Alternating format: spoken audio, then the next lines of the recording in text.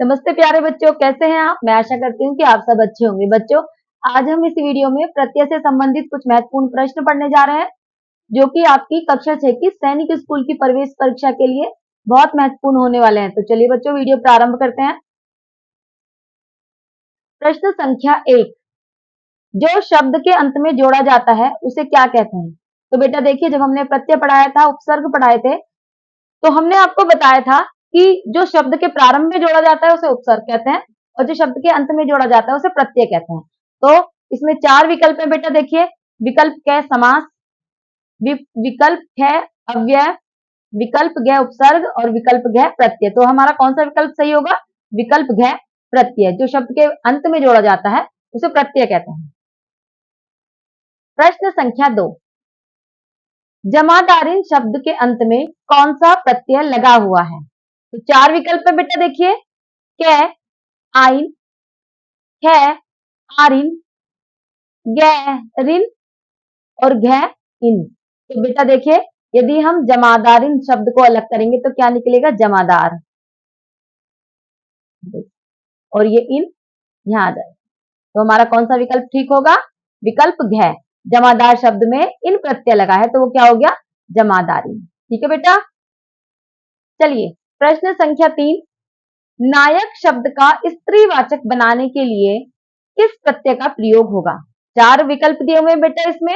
विकल्प क इक, विकल्प ख आनी, विकल्प ग इका और विकल्प घ ई। तो नायक शब्द का स्त्रीवाचक बनाने के लिए इसमें हमें क्या लगाना होगा बेटा? नायिका यानी कि इका। ठीक है, नायक पुल्लिंग और नायिका स्त्रीलिंग। ठीक है बेटा, ग विकल्प आपका बिल्कुल सही है, इका प्रत्यय होगा। प्रश्न संख्या 4, लेखक शब्द के अंत में कौन सा प्रत्यय लगा हुआ है। 4 विकल्प है बेटा। क ख इक, ग आक और घ अक। तो बेटा देखिए, यदि हम लेखक शब्द को अलग करेंगे तो क्या होगा? लेख और अक। तो कौन सा प्रत्यय लगा हुआ है इसमें? अक। तो यह विकल्प आपका बिल्कुल सही है। तो चलिए बेटा, प्रश्न संख्या 5 देखते हैं। कृदंत प्रत्यय किन शब्दों के साथ जुड़ते हैं। देखिए बेटा, हमने आपको बताया था कृदंत प्रत्यय और दूसरे प्रत्यय कौन से होते हैं? तद्धित प्रत्यय।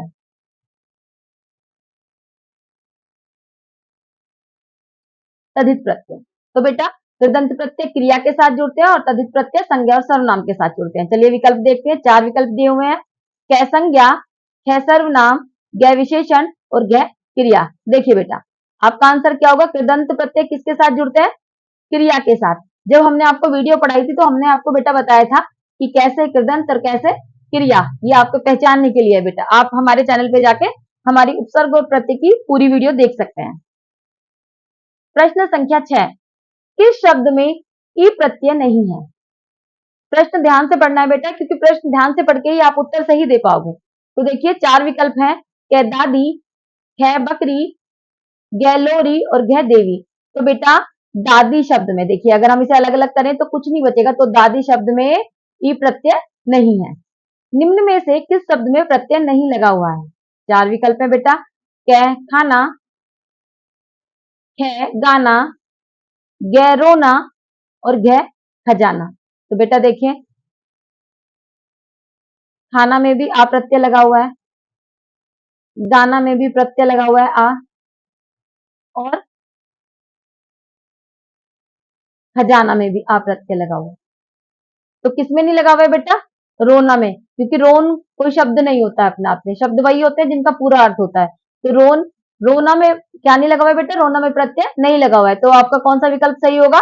आपका विकल्प ग सही होगा। प्रश्न संख्या 8, निम्न में से किस शब्द में प्रत्यय लगा हुआ है। क सागर, है नगर, ग अगर मगर और घ जादूगर। तो देखिए बेटा, सही विकल्प कौन सा है? जादूगर। जादू प्लस गर। ठीक है, जादूगर में, जादू में हमने गर प्रत्यय लगाया तो क्या हो गया? जादूगर। तो कौन सा विकल्प आपका सही है? घ विकल्प का आपका बिल्कुल सही है। प्रश्न संख्या 9, निम्न में से किस शब्द में प्रत्यय का प्रयोग हुआ है। 4 विकल्प में बेटा। क विचलित, ख अधिक, ग पुलकित और घ धनिक। तो बेटा ये पूछ रहा है कि किस शब्द में प्रत्यय का प्रयोग हुआ है। तो बेटा देखिए आपका घ विकल्प धन प्लस इक धनिक, आपका घ विकल्प बिल्कुल सही है। प्रश्न संख्या 10, नौकर शब्द का स्त्रीवाचक बनाने के लिए किस प्रत्यय का प्रयोग होगा। तो चलिए बेटा विकल्प देखते हैं। कै इक, है आनी, ग इका और घ ई। तो ये क्या है, नौकर, और हम इसमें आनी लगा देंगे तो क्या हो जाएगा, नौकरानी, यानी कि आनी प्रत्यय हमारा बिल्कुल सही है, आपका घ विकल्प बिल्कुल ठीक होगा। प्रश्न संख्या 11, व्यवहार शब्द में इक लगाने पर क्या शब्द बनेगा। चार विकल्प दिए हुए हैं बेटा, चलिए देखते हैं। क्या व्यवहारिक, है व्यवहारिक, ग व्यवहारिक और घ व्यवहारिक। तो क्या होगा, यदि हम व्यवहार शब्द में एक प्रत्यय लगाएंगे तो क्या बनेगा बेटा, व्यवहारिक। आपका क्या विकल्प बिल्कुल सही है, ठीक है। व्यवहार शब्द में एक प्रत्यय लगाने से व्यवहारिक शब्द बनता है। प्रश्न संख्या 12, पाठिका शब्द में प्रत्यय लगा है। चार विकल्प है। कै आ, खे का, ग इका और घ इका। ये देखिए बेटा, इका और इका, आपको ध्यान देना है। यहाँ कौन सी मात्रा है, यहाँ छोटी ई की मात्रा है और यहाँ बड़ी ई की मात्रा है, देखिए, ठीक है। तो यहाँ कौन सी मात्रा लगी है, छोटी ई की, तो कौन सा प्रत्यय लगा है इसमें, इका, ठीक है बेटा। तो चलिए आपका जो ग विकल्प है वो बिल्कुल सही है। प्रश्न संख्या 13, किस शब्द की रचना प्रत्यय से हुई है। चलिए देखते हैं बेटा विकल्प। कै अभियोग, ख व्यायाम, ग सुंदरता और घ सर्जन। तो बेटा अभियोग में तो योग योग शब्द है, इसमें अभी उपसर्ग लगा दिया गया है। व्यायाम भी अपने आप में पूरा शब्द है, जन में सर उपसर्ग लगाया तो सर्जन हो गया। तो क्या हुआ, सुंदरता, सुंदर में ता प्रत्यय लगाया तो क्या हो गया, ये सुंदरता, यानी कि आपका ग विकल्प बिल्कुल सही है। प्रश्न संख्या 14, निम्न में से कौन सा शब्द प्रत्यय युक्त है। चार विकल्प है बेटा। कै मालिन, ख कुरूप, ग पराजय और घ सजीव। तो बेटा ये क्या कर रहा है, कौन सा शब्द प्रत्यय युक्त है, यानी कि किस शब्द में प्रत्यय लगा हुआ है। अब देखिए, यदि हम बेटा कुरूप को देखते हैं तो रूप में को उपसर्ग लगा हुआ है, जीव में सा उपसर्ग लगा है, जय में परा उपसर्ग लगा है, यानी कि क्या बचा, मालिन। माल माल माल में बेटा इन प्रत्यय लगाते हैं तो क्या हो गया, मालिन। तो आपका क्या विकल्प बिल्कुल सही है। प्रश्न संख्या 15, किस शब्द की रचना प्रत्यय से हुई है। चार विकल्प है बेटा।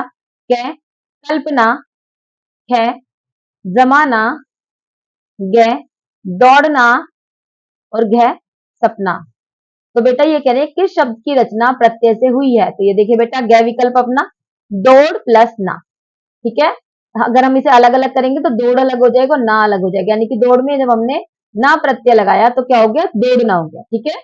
आपका ग विकल्प बिल्कुल सही है। तो चलिए प्रश्न संख्या 16, किस शब्द में आवा प्रत्यय नहीं है, ठीक है बेटा। चार विकल्प है। कै दिखावा, है चढ़ावा, ग लावा और घ बुलावा। तो देखिए बेटा दिख आवा, चढ़ आवा, भूल आवा। यहाँ देखिए ले, यदि हम लावा को अलग अलग करेंगे तो नहीं होने का, तो किसमें आवा प्रत्यय नहीं है, लावा में। आपका ग विकल्प बिल्कुल सही है। प्रश्न संख्या 17, बुढ़िया शब्द में प्रत्यय लगा है। चार प्रत्यय है बेटा। कै आनी, ख अक, ग इया और घ एरा।